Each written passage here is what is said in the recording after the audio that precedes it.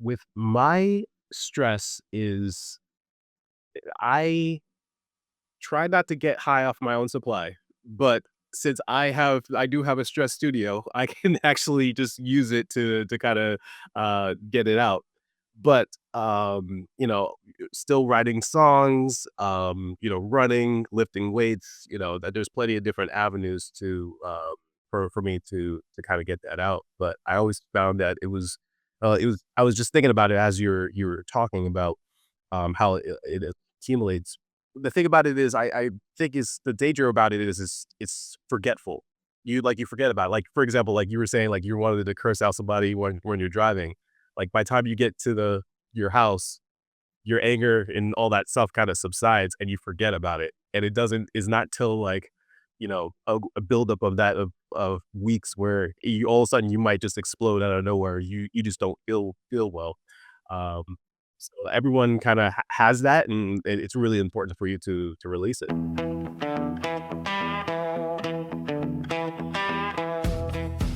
All right, welcome everybody back to the Sean Trey Show. I'm excited to be with you here today, and I have an awesome guest with me today. Would you like to tell people who you are and a little bit about what you do? My name is Justin Brown, and I'm owner of Blackout Mobile Stress Studio, and I've been doing it for about 5 years now, and it's been wonderful. What started you down this path? What was it that you said, "Hey, you know what? People are stressed. I need to be the person who creates a solution for that." Well, it started during COVID. As you imagine, everybody was feeling a little something. And actually, before that, I was a winery musician, so I was touring all, Sonoma County. I'm in Northern California and just playing at winery, singer songwriter. But obviously, everything was down. And my wife was a school resource officer, and she was Okay. with the students, and she was telling me how the students was actually starting fight clubs because because everything they had all this pent up energy, and they didn't like because there's no basketball, no after school activities or anything like that. And I was just like, "These kids, there has to be something." So I looked online and, I saw an ad for not a ad, just somebody was doing a rage room. I realized it wasn't anything like that. And the more people I talked to, the more people kinda got excited, and then just evolved to what it is today. That's rad. First of all, it's wild that people were having fight clubs, but I mean, I get it. One of the best things for me is I go to Muay Thai, 2 or 3 times a week with my daughter, and it's this powerful de-stress, like, and that's one of the non-negotiables. Getting to the gym, I just was like, while you were sharing that, I glanced up and I had my calendar open on my computer, and I noticed that I had those 2 workout, sessions planned. And it's like, and then just getting into the gym to lift some weights because if you're not, it's really challenging at times to have that little place of zen where you can stay calm. Yeah.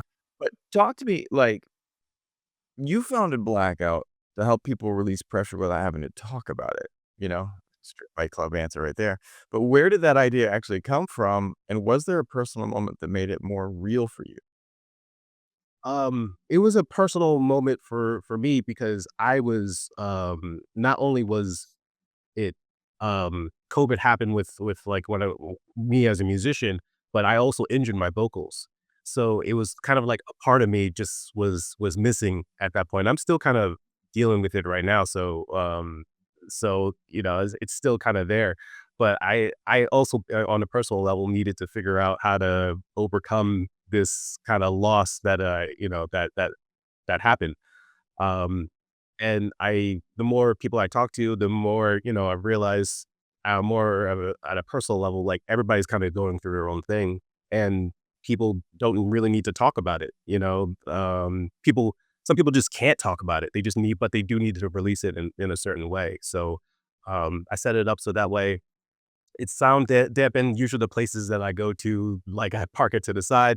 You can scream, yell, do whatever that you need to, and just kind of get it out. I mean, I had a one client. They went in and I think they played like a Broadway show tune for like 20 minutes. It was the same one over and over. I was like, "You're clearly need to do something to kinda get that out." Right?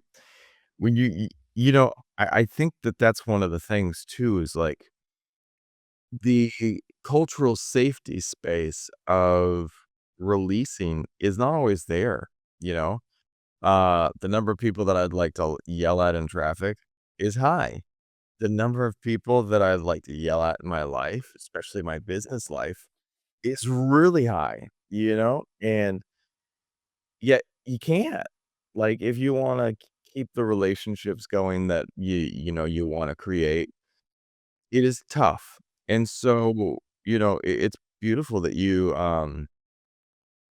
kinda created that space, and it's also challenging too because, like, one of the things I think that and I wanted to shift this conversation slightly in that direction because of, you know, we had this scheduled before, and you and I both rescheduled this conversation because our kids needed us first, you know, and, um, you know, yesterday, as a dad, I was dealing with a little one. I kinda slept most of the night last night because, kind of, I'm still looking kinda beat up right now because it's early and my daughter, uh was up, moving the fan around, but the night before, she was vomiting all night, and me too, talk about tired, you know, but I wanna hear this, you know, what does that moment choosing your family over a calendar say about how you actually think about pressure and priorities, you know? Because for me, it's everything. Same, same. When it comes to the family, you know, I drop everything.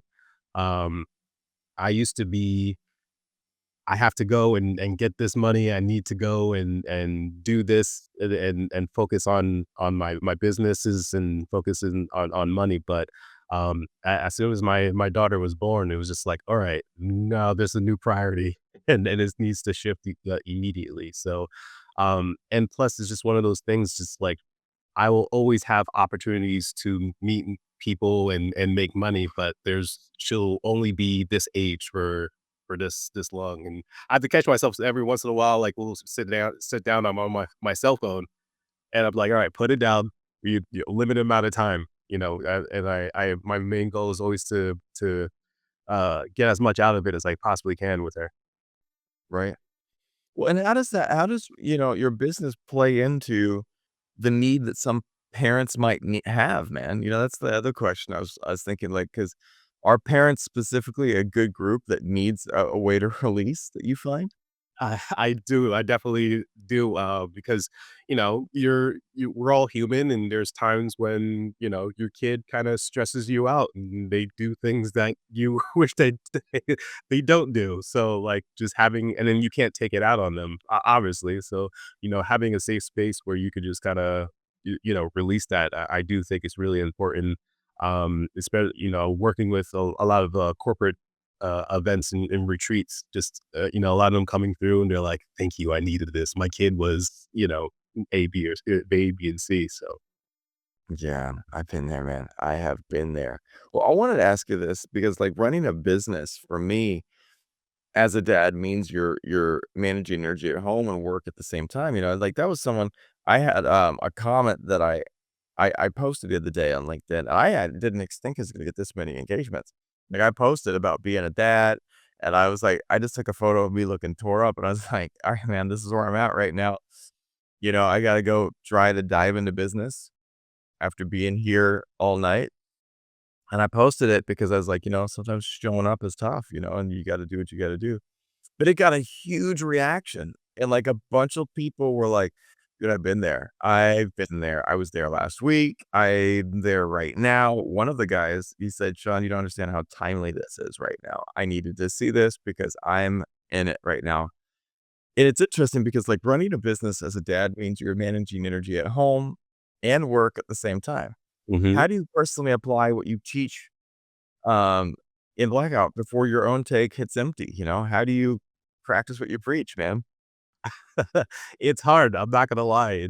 There's times where, I definitely fail on that aspect in finding the balance. And with this, I started to get the gray hairs down over here and then some gray hairs because of the stress with stuff, just like everybody else. Um, but you just have to be really diligent and just be like, in this block of time, this is for family, and nothing else matters. Yeah. Nothing else matters. It's Nothing else. 100% it, man, Mm, and, great song there too from, Metallica. But, and one of the things too for me is that I notice that the stress builds. It really builds, and if I am not I actually had this cool event. I can't even remember his name, and I try to remember it, and, I always fail. But this guy was an expert on stress, and he came to my university, and he was talking about, how stress is, like, one of the most dangerous things.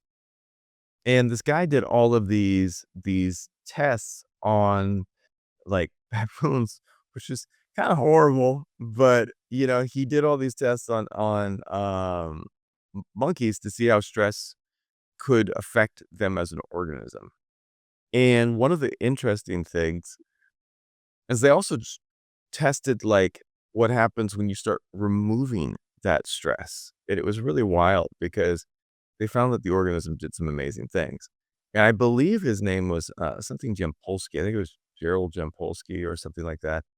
Um, but he came to my university, and I remember one day, uh, raising my hand, and in the middle of this giant hall, and all my professors and everyone are looking at me like, "Put your hand down, kid."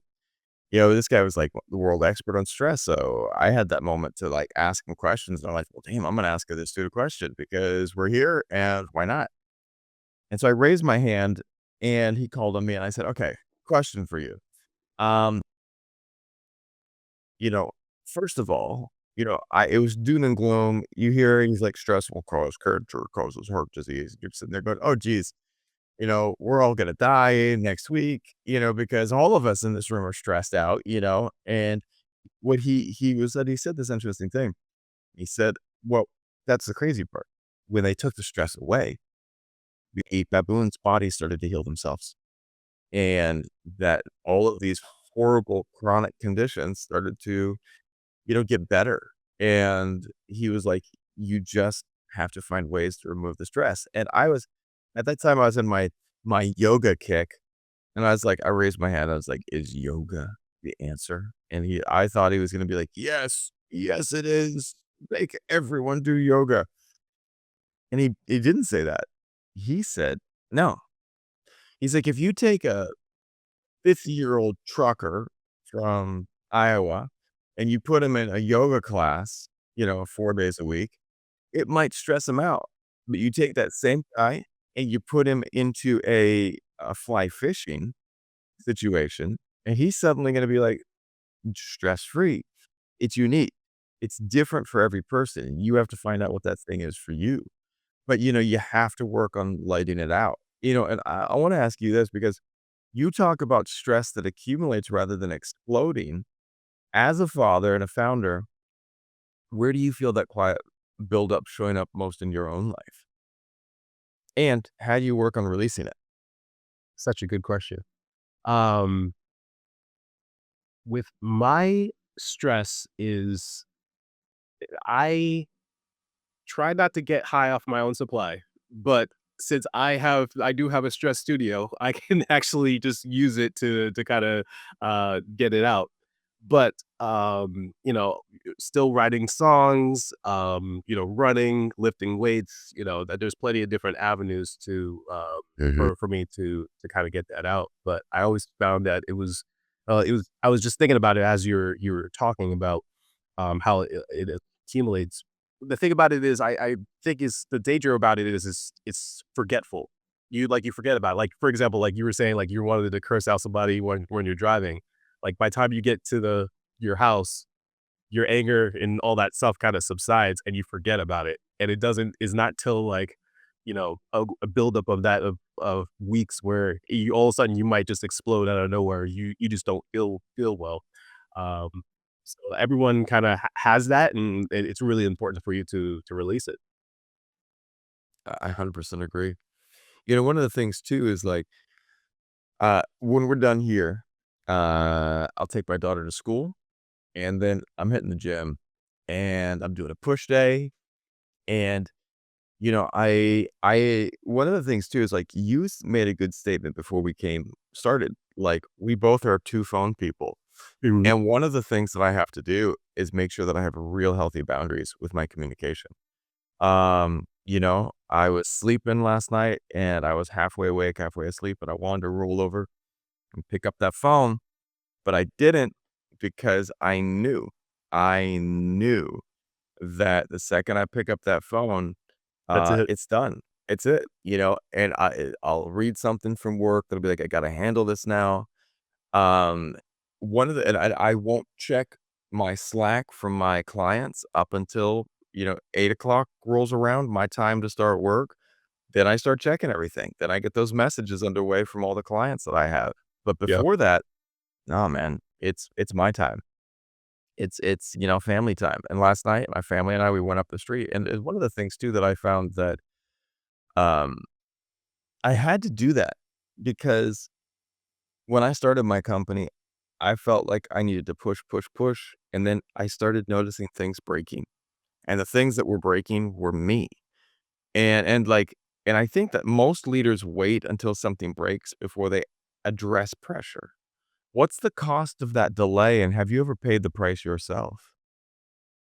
So much. I've seen that, with the corporate, you know, events that I do, we're at the point of it almost feels like a point of crisis. Like, I'm about to, go under, sometimes, and because they just didn't have the ability to kind of sit down and talk. And it's just amazing to see them after they do it. And when they come out, they're just like, as far as for me, just the what I do is I kind of my wife helps me out actually with this. We kind of put everything aside. We talk um for about 15-20 minutes and be like, "Hey, is there anything bothering you? Is there like any little thing?"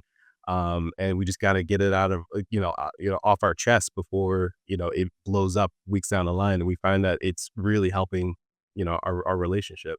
So I encourage anybody in a relationship, or even if you don't have somebody, just like a friend or somebody, just somebody you can kind of lean on to do so. It helps tremendously. Yeah, I 100%. And like the other day, we have I don't have a room that I can go scream in, but we have a rooftop that is much higher than all the buildings around. And yesterday, my mother-in-law is a very nice woman. Luckily, my wife and other people don't watch this podcast, so I can throw her under the bus right now. She helps us out a lot.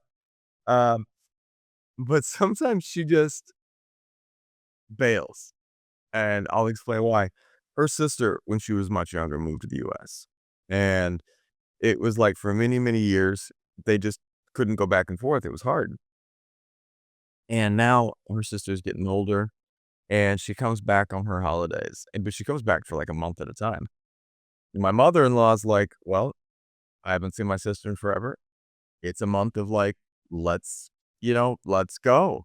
But like one of the things is like she holds an integral part of our family structure. So like she was the one who she helps and she doesn't let anyone else do these things. She doesn't let anyone else cook. She doesn't let anyone else near the kitchen. She doesn't let people. She's true matriarch. She's like the kitchen is hers. And if you go in there and start mucking or doing whatever, like I'm gonna do some stuff here. And she's like, no, no, you're not, you know? And so, like, she's there, but, like, when her sister comes, suddenly she's gone, and we're just like, "Hey, where'd she go?"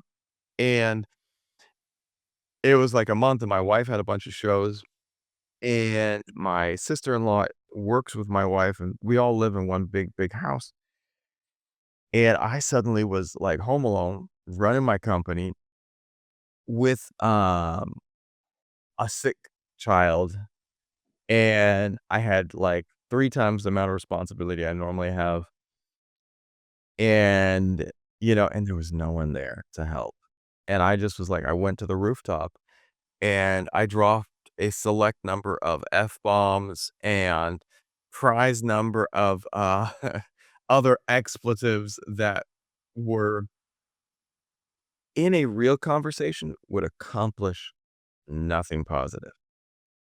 But in this moment, man, I felt better after. Yep. It was wild how, and I was like then I didn't have to say that to her. It would have never helped. It would have hurt the relationship horribly to say that stuff. But afterwards, I felt great. And do you find that people share a similar experience to that at times?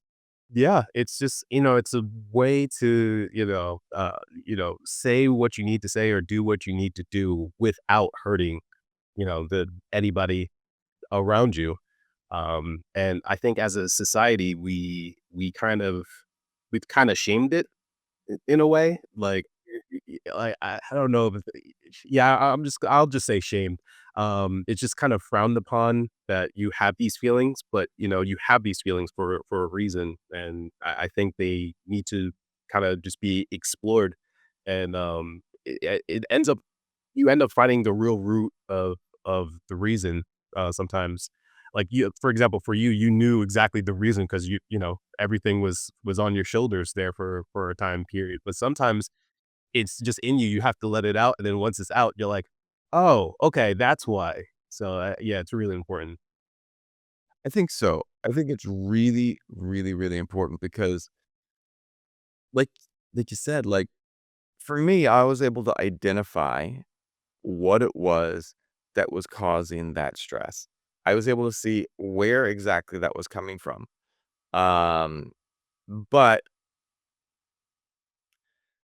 one of the things that I've noticed with people that are around me and friends and like my wife, she carries a lot of stress. And she doesn't always know where it's coming from because it's so cumulative, you know? And she'd love to say, I'm going to go dump the stress here, but that might not be where that stress is coming from. It might be coming from some other place. And, you don't even realize that. So you have to find ways to release as you go. Otherwise, it's going to be really, really, really, really exhausting, because it's just going to be your constant full.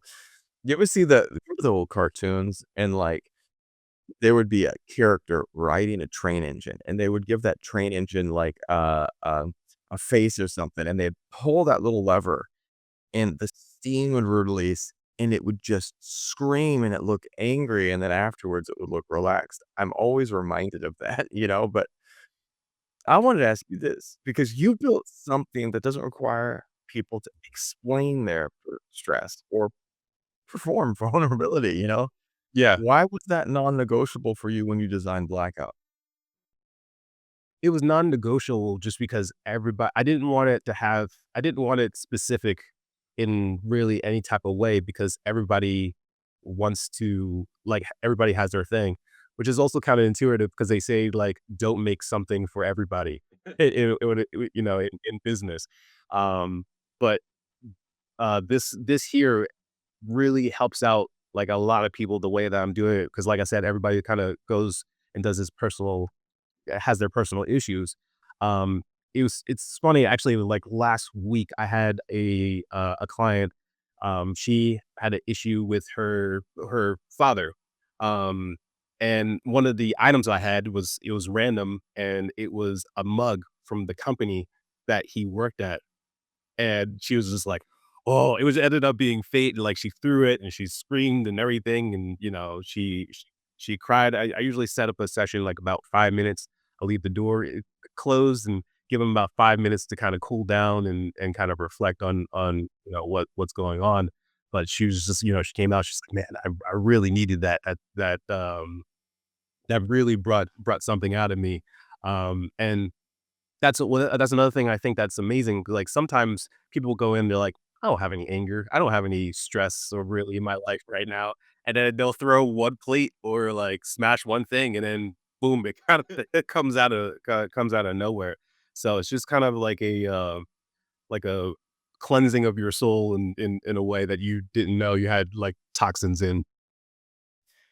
and you don't realize where you're holding that anger, but, other people will find it if you're not careful, you know? I remember yesterday, I was, I'm a huge Star Wars fan. I love Star Wars so much, and, Mandalorian Grogu, I'm super looking forward to this because I feel like The Mandalorian kinda saved and Andor and, what was the movie that came out?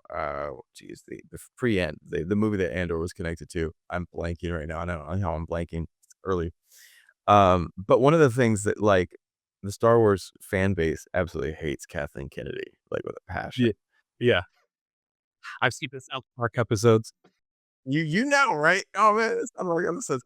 South Park the and what's funny is because the other day I was scrolling and everyone in the fan base was just so happy, and, like, everyone's sitting there going, "Oh, it's this toxic fan base." No, no, it really wasn't. It was just people who were like you have like, imagine someone who like, they're like, "We're gonna make a new Lord of the Rings trilogy." "Oh, wow, that's ambitious. Okay, cool.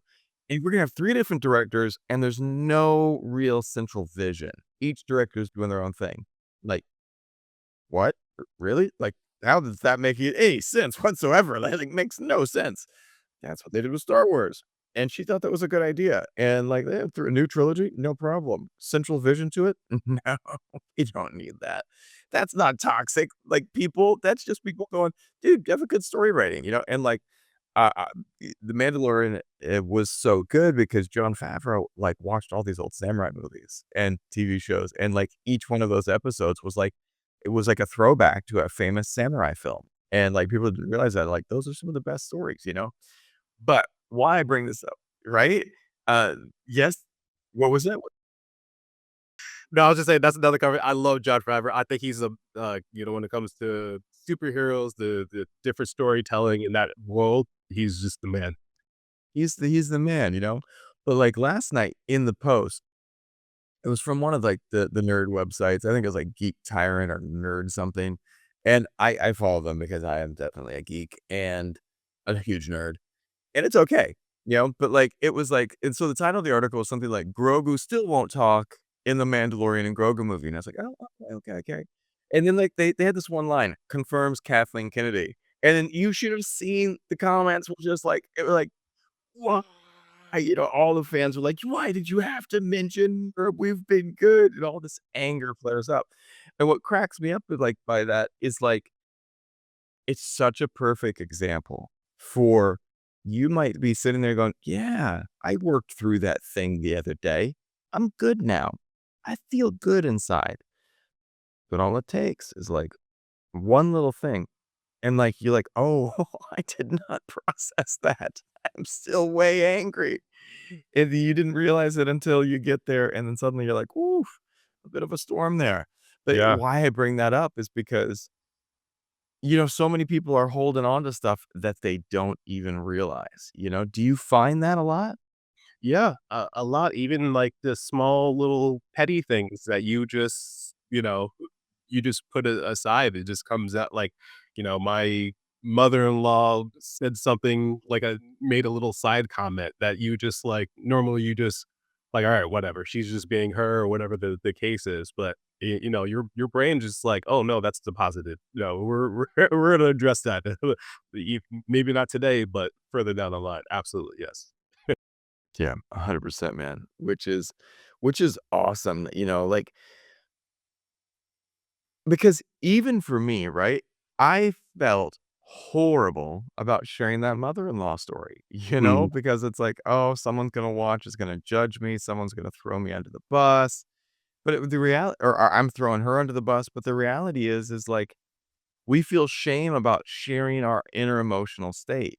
We yeah. feel shame around the idea of needing to talk about things, But the reality is we shouldn't be feeling that shame. We should just be sitting there going, this is normal. It is normal to feel things. It's normal to have emotions, But I think so many people deny that.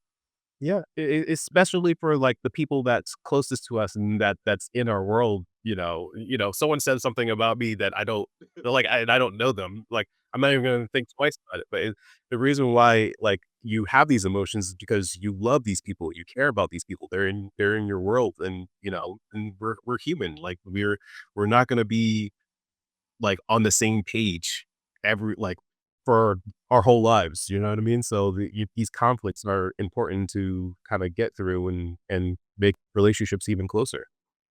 right? But you have to have ways to release at times, and that's what I love that you're doing, you know? One of the things that I wanted to ask you too is this, because there's a version of fatherhood that looks like grinding through everything and never showing the way. Like, what do you think that teaches our kids? The other day with my daughter, um, I was stressed and I came up and I talked to her and I said, "This is why I'm stressed, but you don't have to internalize that. I've got all these things I'm processing and I want you to know that it has nothing to do with you. I love you, but in one moment last week, my stress from work bubbled over and I got upset. And then I told her, I pulled her aside. I said, that had nothing to do with you. That had everything to do with me processing some stuff. And she was really thankful that I said that. But what is it? What do you think it teaches our kids when we're trying to just grind through the adversity?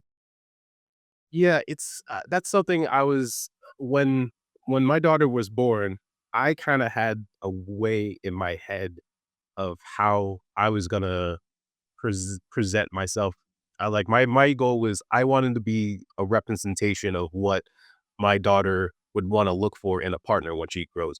That's just kinda like my game plan just like, "Oh, this person, behaves like my dad. This is the proper way to do it." And it was always gonna be I would say I'm more stoic still, but Good. I learned that she needs to understand that this person still has feelings, and so we sit down, we talk more about the feelings and why we feel this way. Obviously, I say things to like I withhold things to protect her because she doesn't need to worry about certain things, but at least she understands why like I feel the way that I feel, and I think that's important for all fathers to do. 100% agree because it's really challenging to, um, I think it's really challenging to figure out the right way forward as a parent. And like, there's so much that you have to juggle. You got to juggle the way they're processing things, but you have stress. Like, I can't sit there and poison the water about my mother-in-law. Like, oh, I can't believe she does this because then my daughter internalizes that, and you have to find ways to, as an adult, because we need to try to be the adults that we are, even though it's extremely challenging at times. Yeah, but that's the other statement, like, I say as an adult, but, like, what does that even mean, Because, is it is there a right that still goes into there's a right way and a wrong way to handle things? And I do think there is a time and place for everything, but I also think that you have to figure out what does processing that stuff looks like for you? Because one of the other things too is I think as a parent, and this is something we don't talk about enough, is that often parents don't have people to process with. And you think you do, but when you get older, your friend group gets smaller. And the person that you start processing with is that little person right in front of you. And you think that they can handle it, but oftentimes they cannot? Yeah, and it's really individual because, I mean, we have very similar things. I'm sure that, you can tell me stories or I can tell you stories about our kids, but their personalities are so different, which requires, a different way of handling things. Just I we were lucky of like when about a month after she was born, she kind of slept through the whole night. The whole night, just not even an issue, and then, we were, with other new parents, and they were just kinda complaining like, "Man, I'm getting no sleep," and we're just like, "Yeah, that sucks," but, like, we couldn't really relate, and, they have to handle whatever they're going through differently than what we have to. But it is important to continue talking to like other parents and other people to just remind ourselves that we're not alone in this. Yeah. So true. And that's one of the questions I wanted to ask because, as a parent, you're a leader and, whether you're leading this and that, or, and as a business leader as well, what's the difference between being a leader who manages their energy on purpose and one who's just in surviving the week? And I'm not judging surviving the week. That was me the last couple of days. And yeah, man, it's tricky. Yeah, it's hard. It's kind of um it's I try to remember that they're all just different phases. As you grow, you're a different phase than, like with my daughter, like I understand that, when she has a temper tantrum, like I kind of get down to her level. I make sure I hold her and I tell her to take 3 deep breaths and that calms her down and we discuss it. Like, I mean, I guess I kind of do that to myself whenever I get stressed on some level. But yeah, it's definitely a little different. I love that, man. One of the things too is like, if someone is listening today and they want to have some tools for releasing some of that stress they're dealing with, what tools would you recommend to kind of dive into to help them de-stress or to not have all that build up?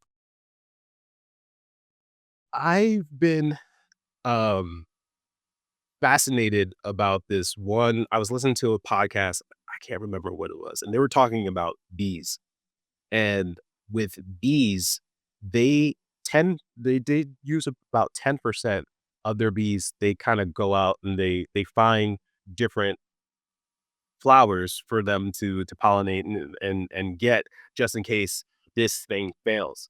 And I try to incorporate that with life. If you have something that you're stressed about and you have your normal thing, um, do it. But every once in a while, just do something different. Do something kind of crazy, something that you would never do before because you never know, what it brings out of you. And just also having different experiences, just in my opinion, just makes you a better person overall. I love that. Every single place that I've traveled to, when I came back, I have more of appreciation of life, more appreciation of everything after every experience, after everything new that I learned. So I was a extrovert ages ago in college and places, but as I've gotten older, especially after COVID, I got massive social anxiety. And going out to big events where it's crowded, I mean, it was a pretty traumatic time, the yeah, pandemic, like, and, we had crazy lockdowns here in Vietnam. And one of the things that I found is like, I started to limit myself. And this last year, my wife and I traveled a lot more for work and we went to do some stuff together. And one of the things that was interesting for me was that I forced myself to go and, try new things, go new places, be new places. And it was not, I will repeat that, it was not easy for me. Like, the stress, the anxiety that came up from going those new places and trying those new things was high. But now after doing it, it's interesting because I can go new places now without feeling as much stress. Last year, when we were flying back to on one of these trips, uh, we flew back to Atlanta from Vietnam. And when you go to the East Coast of the US, the easiest way to go from Asia is to go west, across the Middle East, up and over Europe, and then down the Eastern Seaboard. In that first trip, I was like it was like playing a video game. Do you play video games? Like, I kind of feel like I'm at the end of a level. Do you play video games? yeah. I haven't played in a while, but like I do miss my PlayStation. But yeah, I still consider myself a gamer. Right? You see, me too. I loved gaming before, and I don't play as much now, but I still I remember some of those core things, core experiences were just awesome games. And here's one of the things, right? So as I was flying, I was like, "Dude, I'm on a new map. I'm on a new map. Like, this is like a new thing. Like, this is up to here. I played up to this point on the map. I'm like, I'm on a new map. I'm on a new level." And as I'm flying west and I'm flying over India, land in Qatar. And Qatar was a whole new place. I've never been there. I've never been to a Middle Eastern nation. I'd never been to, there are all these things that were different colors, lights, smells. And waking up, like the sun rising. And I was like, dude, this whole place is a desert. Like, it's all desert. Like, I've never been in a place that's all desert. And then I look and we tried out different food, and I didn't know because I have some food allergies. I was like, I don't know what I can eat here, but I figured it out. And now I know there's this one awesome noodle, like Asian restaurant in there that has the best like veggie ramen that is so amazingly good. And now every time I fly through Qatar, I know that's there. Yep. But it Yeah. took, being vulnerable. I remember like as we were flying from Qatar down to Atlanta and being able to look out the window and see the volcanoes of Iceland, and I'm just like sitting there like, that's Iceland. Those are the volcanoes. Why I bring that up is because we get into these places of safety, and that safety can sometimes be the thing that's causing more stress. And sometimes you got to jump out of that box and go, all right, this is where I'm at. Let's be where we're at right now. It's true. I mean, you were talking and, it was, my wife and I, for our honeymoon, we went to India and, I told her, I was li I actually said, "Thank you." She said, "For what?" I was like, "Because I'm same thing, I was more of an extrovert and now I'm more of an introvert." But, she's the one who usually pushes us to do things that I'm just like I have to build myself up to actually do it. Right? I was like I sat down, I was like, "Listen, I everything that you've pushed me to do, there's never been a time when I said, 'I regret that.' It's always been a time when I was like, "Man, that was really cool. I'm glad that or the absolute worst case, like, if she was like, "Here, wear this shirt that I thought was really ugly," but she made me wear it or Mhm. whatever.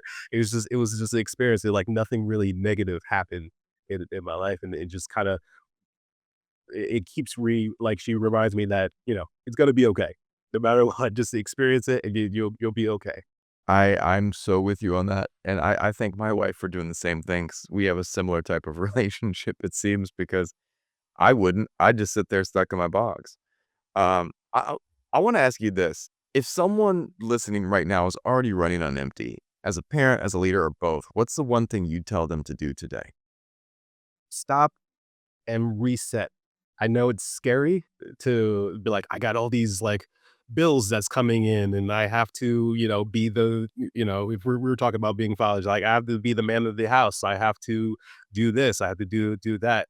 Like you need to stop and just kind of analyze. It's actually more simple than people think, but you have to sit down and just more analyze, take a deep breath, and do the whatever that you need to do to get the stress out, so that way you can see the complete picture, because you moving through fear and through stress and anxiety, like, you're just gonna end up making the wrong decisions, and it's just gonna be, more of an issue in the long run. So that's what I've learned so far. We'll see what the future holds. I'm with you on that, man. I sit there and tell my daughter we've been working with her on getting contacts, like, learning to put the contacts in. And so we got her these hard contacts. It's a special new type of contact that reshapes the eye. Wish I had it when I was a kid. Like, it's called Ortho K or something, and, like, so it shapes the eye at night. It's not super comfortable, but then when you wake up, you take the contact out, and her vision's 20/20 for the full day. Oh, okay. And it's wild. I was like, and then it also prevents her vision from getting worse. It's not cheap, but my wife and I budgeted it because we're like, if this saves us money on glasses over a certain number of years, that's a good investment. So I'm sitting there helping her try to get it in, and I'm having the one having to put them in because she's definitely not at that place yet. Mhm. And as I'm doing it, she's just like her fear reactions causing this, like, and it's really hard to get them in. And I'm sitting there telling her, "You gotta control your fears, you gotta control your fears, Obi-Wan," you know? And it's like, but meanwhile, she's sitting there I'm telling her, "Control your fears," and then I'm sitting there thinking about all the things I'm avoiding in life because I have anxiety and fear, and I'm just like, it's easy to say, but it's hard to do at times, even as an adult, this whole adulting thing is tough, but, like, one last question. If you were to go back and give your younger self some advice, what advice would you give yourself? I don't wanna piggyback on what you're saying, but it is to just to kinda go for it. I remember when I was, in middle school and I tried out for, choir for the first time. So, some people were like, "Oh, you can sing, you should go for choir." And then I was, kinda shy, and, I started singing and my voice was just so quiet and meek, and my music teacher was like, "You need to just let it go, let it out. You Mhm. gotta do that." And it took me probably about 5 years before I can get to that place to do that, and, I think you just kinda have to, like, close your eyes and just do the leap of faith, and just whatever happens, happens, and, there's not a lot of situations where by doing that, you'll have a lot of negative consequences when it comes to, like, the little stuff, obviously, but those little stuffs will equal up and build up to something big and beautiful in your life. I love that. I love that. If people wanna find out more about you and what you do, where can they go and look and research and find out about you? You can go to my website, northbayblackout.com. You can see, what I'm all about, and we customize everything for you. If you're looking to destroy a piano, we could do that. If you look at destroy whatever, we can really set up to your needs and your wants and how to get you to the level that you need to get to.